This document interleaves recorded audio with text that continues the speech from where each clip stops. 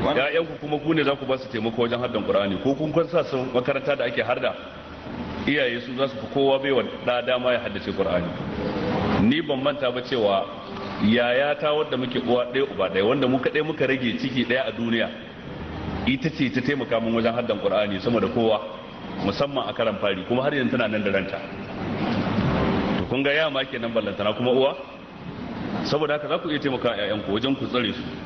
Ban manta ba cewa lokacin da na haddace abin da bai wuce izu 10 ba, kullun da daddare mahaifina baya barin in je yawo ko wurin abokanai na, sai na zauna ya kwanta ya kishin gida yana ya dora kansa akan filo akan matashin kai, sai na karanta wannan izu 10 ko na ki ko na so komin barcin da nake ji, gobe ma sai na maimaita su, jibi ma sai na maimaita su.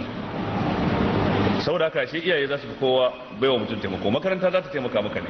Akwai iyayen da suke kuskure, sun ji ana haddan Qur'ani wuri kaza sai su kai, da an yi shekara yaro bai haddace Qur'ani ba su ce wannan makarantar ba kyau, sai su cire yu wace makaranta ce sabuwa kuma sai su ga can wurin.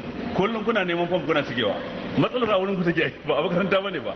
Makaranta malami zai yi, ya riga ya kammala ya sallame yaro ya tafi gida, ku za ku tsara wa yaro time table, yaushe zai bita, yaushe zai muzakara, yaushe zai kara harda, yaushe zai kwanta barci, yaushe zai tashi.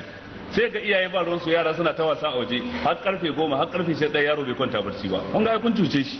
Ya kamata duk yaro an saba masa barci da wuri, karfe 8 da rabi yayi latti 9